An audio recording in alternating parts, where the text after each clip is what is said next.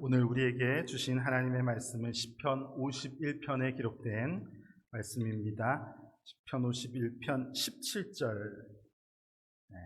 한 절만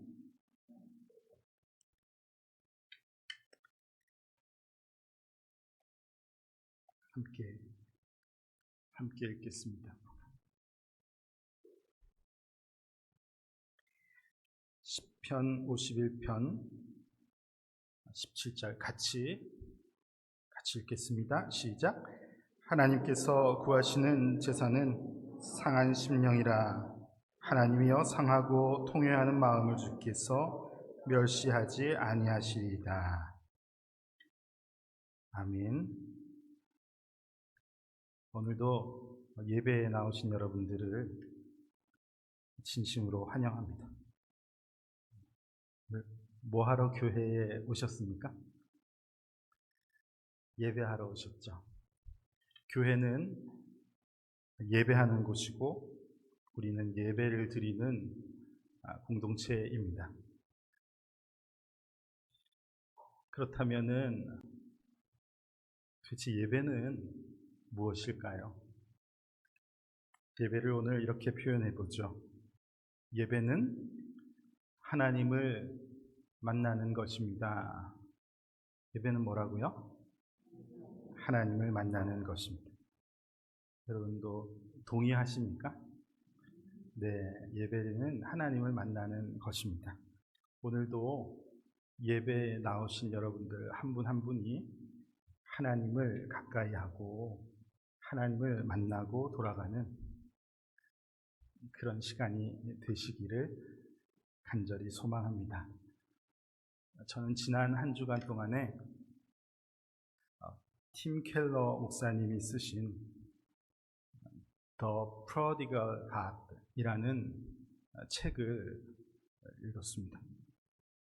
이 책은 탕부 하나님이라는 제목으로 번역이 되었는데요. 누가복음 15장에 예수님께서 들려주신 비유 중에 우리가 잘 아는 탕자의 비유가 있죠. 이 비유를 조금 더 복음 중심으로 설명하는 책이 그 내용입니다. 탕자의 비유 다 익숙하신가요? 혹시 처음 들으시는 분들도 없지 않으실 것 같은데요. 아주 간단합니다. 두 아들이 있었는데 그 둘째 아들이 아버지께 가서 나중에 줄 내 재산을 그냥 일찍 주세요. 내게 주어질 분깃을 빨리 주십시오. 그래가지고 이 둘째 아들이 유산을 미리 받아서 다 탕진해 버린 거예요. 흥청망청 쓰고 거지가 돼서 돌아온 것이죠. 그래서 그가 마음대로 쓰며 다닌 그 사람이 약간 주인공이 되어서 우리가 탕자의 비유라고 그렇게 부릅니다. 이 이야기 안에는 근데 탕자만 나오는 것이 아니라 그 둘째만 나오는 것이 아니고 오랜 시간 동안 변함없이 이 집 나간 아들을 기다리고 계신 그 아버지의 마음이 잘 표현되어 있고 또 이 모든 상황을 굉장히 불쾌하게 받아들이고 있는 그 큰 형의 모습도 거기에 기록이 되어 있습니다. 근데 이 탕부 하나님 이 책에서는 이 비유 속에 등장하는 아버지의 큰 은혜는 집 나가서 다 허랑방탕하게 다 써버리고 다시 돌아온 그 아들을 맞이하시는 그 아버지, 둘째 아들을 향한 그 은혜, 이것만이 아버지의 마음이 아니라 그 아버지 곁을 한 번도 떠난 적이 없었던 그 큰 아들. 나중에 이 아들이 나는 아버지의 명을 어긴 적이 없는데 어떻게 나에게는 이렇게 하실 수 있냐? 아버지를 향해서 노했습니다. 아버지를 향해서 막 싸움을 건 거죠. 그러면서 아버지가 연 이 잔치를 거부했던 그 큰아들을 향한 아버지의 사랑도 다 포함이 된 것이다. 그렇게 이야기하고 설명하고 있습니다. 예수님께서 이 비유를 시작하실 때, 이 비유를 들려주실 때 15장 11절 말씀을 보면은 어떤 사람에게 두 아들이 있었다. 그렇게 예수님께서 비유를 시작하셨어요. 그러니까 결코 이 비유는 둘째 아들에 관한 것만을 이야기하는 것이 아니라 이 두 아들을 다 표현하고 싶었던 예수님의 마음이었다라는 것을 새겨야지 되겠습니다. 특별히 이 비유가 등장하는 누가복음 15장은 세 가지의 비유가 나오고 있어요. 잃은 양을 되찾은 비유, 잃은 드라크마를 되찾은 비유, 그리고 잃은 아들을 다시 맞이하는 이 비유, 이 세 가지가 공통적인 메시지가 있죠. 이 메시지를 담은 세 비유를 예수님께서 한 방에 터뜨리신 거예요. 자, 예수님께서 한 번에 똑같은 주제로 세 가지의 비유를 들려주신 데는 이유가 있지 않겠습니까? 특별한 메시지를 전하고 싶으셨던 예수님이 마음이 있으셨으니 같은 주제의 비유를 거듭해서 들려주신 거예요. 도대체 무슨 상황에서 이 비유를 세 가지나 이렇게 다른 모습으로 표현해 주셨는가, 어떤 상황이 있었는가를 15장을 시작하는 부분에서 찾을 수 있는데, 누가복음 15장 1절과 2절 말씀을 제가 읽어보겠습니다. 이렇게 되어 있어요. 모든 세리와 죄인들이 말씀을 들으러 가까이 나오니 바리새인과 서기관들이 수군거려 이르되 이 사람이 죄인을 영접하고 음식을 같이 먹는다 하더라. 자, 이 상황을 보시고 예수님이 비유를, 같은 주제의 비유를 세 방이나 알아듣어라 세 번이나 그렇게 들려주셨다는 겁니다. 자, 이 상황이 어떤 상황입니까? 세리와 죄인들이 예수님에게 나오고 있는 상황에 바리새인과 서기관들이 이 상황을 매우 불편하게 여기고 있어요. 쟤네들 도대체 왜 오는 거야? 또 굳이 예수님은 왜 쟤네들하고 식사를 하시고 이 잔치에 초대하셨지? 굉장히 불편한 마음을 막 표현하고 있는 그 상황에서 예수님께서 이 비유를 해주셨다는 말입니다. 두 부류가 나오고 있죠. 세리와 죄인으로 표현된 이들이 있습니다.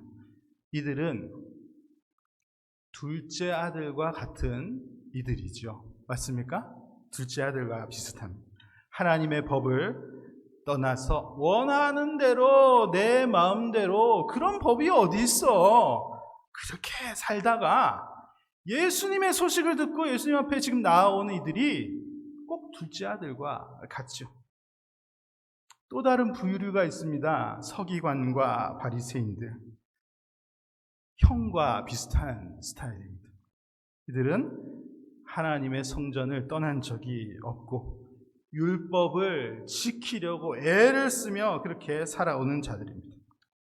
우리는 한 번도 아버지의 법을 떠난 적이 없고 그렇게 사는 사람들이야 자신의 의로움을 늘 주장하면서 사는 그런 이들이 여기에 현장에 있는 것이죠. 그런데 예수님께서 복음서에 나오는 많은 예수님께서 사역하시는 장면들을 보면은 예수님은 어느 부류를 더 가까이 하셨습니까? 세리와 죄인들을 자꾸 오라고 하셨죠. 자꾸 가까이 하고 함께 계시고, 반대로 이 바리새인 서기관들, 그 종교인들, 그 당시의 종교인들은 굉장히 멀리하시고 책망하시고 저주하시고, 쟤네들은 완전히 이 회칠한 무덤 같다, 이렇게. 그러니까 겉은 번지를 하지만 속은 시체가 썩어가는 그런 인종들이야. 그렇게까지 말씀하시는 만큼 예수님께서 이들을 너무 싫어하셨어요. 그렇게 예수님의 사역에 너무 많이 나오고 있습니다. 그러니까 예수님의 사역하신 것, 말씀하신 것을 기억해 보면은 예수님은 이 작은 아들을 가까이 하시고 큰 아들을 멀리 하시는 그런 모습이 드러나고 있죠. 그래서 이 예수님이 늘 들려주시던 표현들, 가르치심, 이런 것들을 근거로 해서 보면은 이 비유에서 정말 이 비유를 새겨들어야 할 나쁜 인간들은 누굽니까? 큰아들이란 말이에요. 큰아들. 큰아들이 좀 새겨들어야지 된다는 취지로 이 말씀을 하셨을 것이다. 그렇게. 돌아온 동생이 미워 죽겠고, 도대체 왜 돌아왔나? 동생을 받아들여주는 아버지도 이해가 안 가고, 이미 재산 분할은 다 끝났는데 뒤늦게 와가지고 또 저 아들 행세를 하려고 하니 너무 속이 상하고, 그런 마음. 그래서 아버지가 배설한 이 잔치에 난 안 가고 싶습니다. 제 잔치를 거부하고 있는 이 형이 좀 들어라, 그렇게 이 비유를 하신 것이다. 그렇게 보는 관점인데요. 그러나 결국 이 예수님께서 들려주시는 이 비유를 통해서 가르쳐주시는 하나님의 복음이라는 것은, 결국 이 복음의 내용은 뭡니까? 아버지의 집을 떠나서 허랑방탕하게 살고 있었던 그 아들도 와야지, 맞아주시고, 늘 내 곁에 있었지만 실상은 아버지를 공경하고 사랑하고 이런 것이 아니라 그냥 나중에 내가 받을 그 재산, 그거에만 관심이 있는 그런 큰아들도 다 이해하고 받아주시고, 이게 이 복음을 통해서, 이 비유를 통해서 들려주시는 하나님의 모습을 표현한 것이다 라고 우리가 이해하고, 그 복음의 풍성함, 하나님의 풍성하심을 깨달으면 참 좋겠습니다. 그래서 이 팀 켈러 목사님은 이 책을 탕부 하나님, 그렇게 표현했습니다. 이 탕자잖아요, 올 탕자. 그래서 흥청망청 쓰고 다닌 이 prodigal son이라고 그렇게 번역이 되어 있는 이 모습은 사실상 이 아버지에게서도 드러나고 있다. 마음껏 베푸시고 무조건 받아주시고, 그의 상황을 알고 그 마음을 이해해 주시고 받아주시는 그 풍성하신 은혜의 하나님, 탕부 하나님이시다, 그렇게 설명하고 있는 것입니다. 예배에 참여하신 여러분들은 어느 아들에 좀 속하시는 것 같으세요? 나는 어느 부류다 좀 나오십니까? 둘 다 아닐 수도 있습니다. 꼭 속하는 것은 아니지만, 혹시 내가 복음을 나는 전혀 알지 못했어, 이전에는. 그래서 하나님이 뭔지, 예배가 뭔지 하나도 알지 못하고 살아왔는데, 나중에 내가 그걸 알고 나니까 너무 그 은혜가 커서 예배에 참여하고 있습니다. 그 잔치에 참여하고 있습니다. 그런 둘째 아들에 해당되는 분이 이 자리에 계시다고 한다면 너무 기뻐할 일이죠. 잘 결정하셨습니다. 너무 잘하셨어요. 하나님의 은혜는 풍성하고 크십니다. 혹 여러분들 중에 이 맏형의 스타일이신 분이 계십니까? 나는 교회를 한 번도 벗어난 적이 없고 말씀을 가까이 하면서 그렇게 살아온 인생이에요. 그렇게 살아만 오면 좋은데, 이 비유 속에 등장하는 맏형은 조금 다르죠. 조금 다르죠. 이 항상 성전을 떠난 적이 없고 하나님의 말씀을 가까이 하면서 살아온 삶이긴 한데 실상은 내 마음에 하나님을 가까이 하고 하나님을 누리는 그 마음은 실상은 별로 없다는 거예요. 이걸 지키면서 사는 내 의가 더 강하고 나는 이것도 하지, 나는 저것도 하지. 종교라는 틀 안에서 인정받는 것, 이게 좋아서 사는 이 큰형의 모습을 말하는 겁니다. 교회에서 나는 봉사도 하고 헌금도 하고 기도도 하고 직분도 맡고 있고 나는 그렇게 한 번도 떠난 적이 없어. 난 그렇게 살아오고 있는 사람이야. 그런데 그런 나에게 왜 이런 일이 생기는가? 그런 나에게 왜 보상이 주어지지 않는가? 내가 기대하면서 사는 것이 나에게 주어지지 않았을 때, 혹은 생각지 않았던 그런 좋지 않은 일이 내게 일어났을 때, 예를 들어보죠. 생각지 않은 병이 나에게 찾아왔을 때 어떻게 나에게 이런 일이 일어날 수 있습니까? 나는 한 번도 교회를 떠난 적이 없는데 하나님 나에게 왜 이런 일이 일어날 수 있습니까? 분노하면서 마치 실컷 일했는데 페이 안 줘서 따지러 간 것처럼 이런 마음으로 잔치의 자리, 예배의 자리에 나와는 있지만 실상은 기쁨이 하나도 없고 이 기쁨을 누리지 못하고 즐거움이 없고 마음이 상한 채로 그냥 앉아 있는 거예요. 여러분들은 동생이에요, 형이에요? 어떻습니까?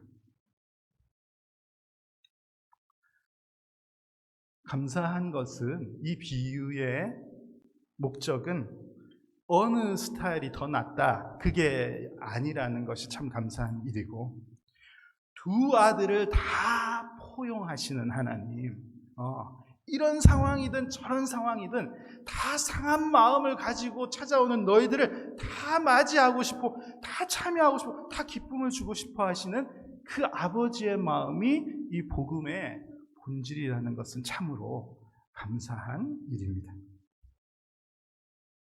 여러분, 요즘에 우리가 새벽에 역대상 말씀을 읽어가고 있는데요, 이 역대기를 기록한 시기가 아주 중요합니다. 역대기는 언제 기록을 했냐 하면은 이 이스라엘 백성들이 한 70년, 한 세대가 넘게 저기 막 포로 생활을 하다가 우리는 버림받은 종족인가 봐 막 이러면서 얼마나 살았겠어요. 그런데 어느 날 갑자기 이방 왕이, 야, 니네들은 여기 있을 사람들이 아닌 것 같아.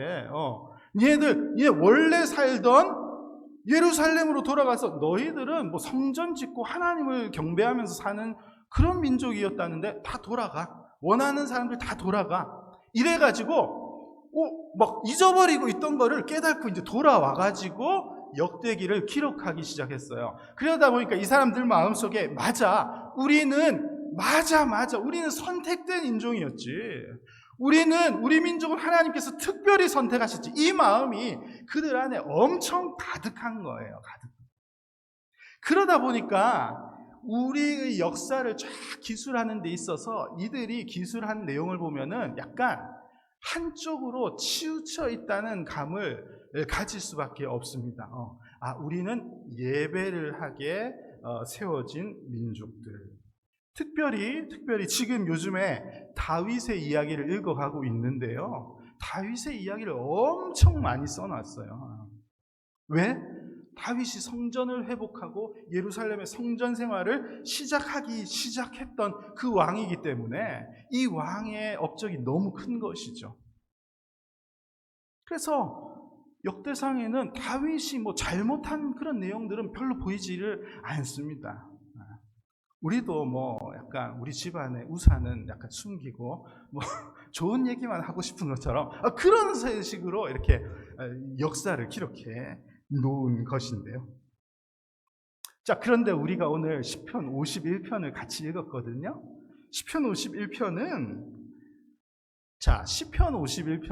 다윗의 시인데 이 시편은 다윗이 정말 입에 담기도 어려운 그런 부끄러운 죄를 지은 후에 시은 시입니다. 다윗이 그의 충신의 아내를 범하고, 그죠? 그리고 그 충신은 계획 살해하고, 이런 일을 한 사람이 다윗이란 말이에요. 그가 그렇게 부끄러운 죄를 지었으면 나는 이런 사람입니다 라는 마음을 가지고 통회하고 자복하면서 그가 이 시를 쓰면서 그의 표현이 뭐예요? 그런 상한 마음을 가지고 나오는 나를 맞이하시는 하나님이 계십니다. 이걸 이 시에서 지금 표현하고 있습니다. 하나님께서 구하시는 제사는 상한 심령이라. 하나님이여 상하고 통회하는 마음을 주께서 멸시하지 아니하시리이다. 남들이 아는 것과 다르게 내가 하나님께 나아가는 내 마음의 상태는 너무 부끄럽고 추악하고 다 깨어져 있는, 도무지 하나님을 다시 만날 그럴 마음, 그럴 상황이 아닌 그런 내 모습을 가지고 나아가는데 여전히 나를 오라고 하시고 내 얘기를 들어주시고 맞이하시는 탕부 아버지의 그런 하나님을 이 시로 표현하고 있는 거예요. 시편 한 곳을 더 찾아볼까요? 시편 34편 18절 말씀입니다. 시편 34편 18절 같이 한번 읽어보겠습니다. 여호와는 마음이 상한 자를 가까이 하시고 충심으로 통회하는 자를 구원하시는도다. 오늘 읽은 51편의 말씀과 되게 비슷하죠. 여기서도 다윗은 상한 마음, 깨어진 마음의 상태를 표현하고 있습니다. 시편 34편은 또 언제 지은 시인가요? 이 내용은 사무엘상 21장을 보면 나오고 있습니다. 그때 다윗이 사울 왕을 막 피해서 도망하던 그런 때였어요. 막 목숨이 위태위태하던 그런 때였던 것 같은데.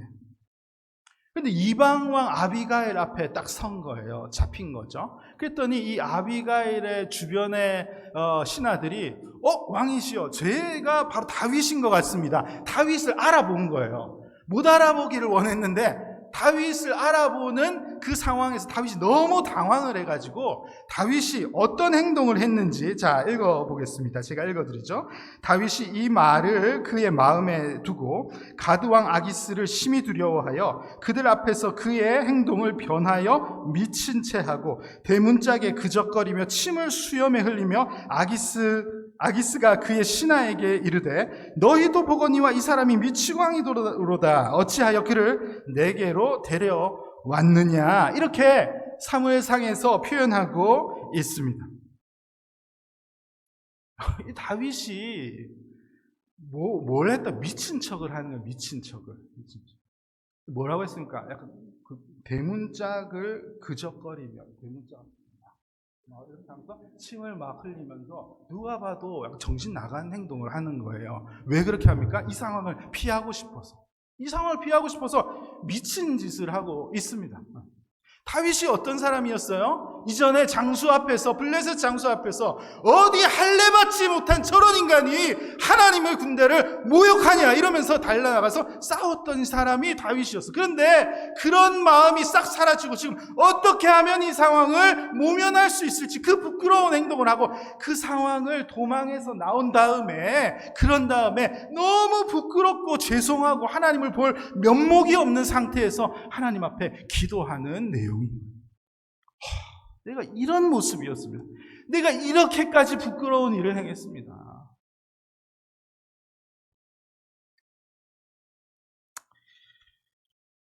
이스라엘이 그렇게 칭송하며 높이 올리며 기록한 그 다윗, 그도 하나님 앞에 나아갈 때의 모습이 뭐예요?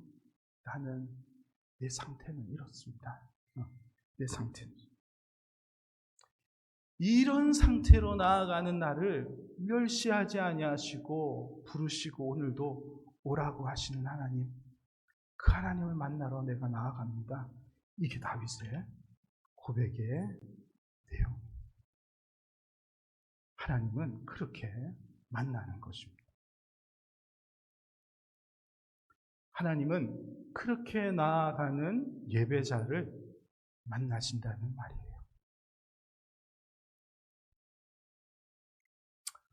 오늘도 예배에 나오신 성도 여러분, 우리 중에 온전한 자가 아무도 없습니다.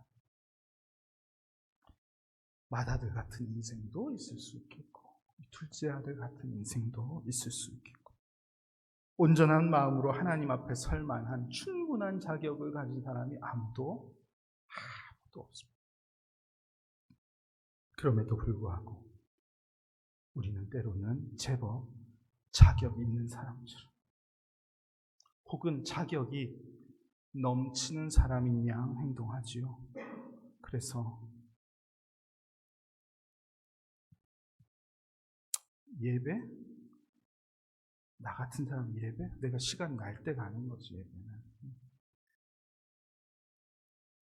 이것저것 다, 근데 중요한 거 다 하고 내가 여유가 있을 때 예배하는 거지.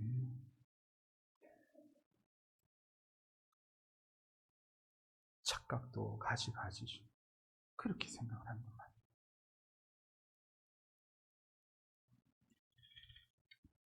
우리 모두가 상한 심령을 토로하며 하나님께 나아가야 되는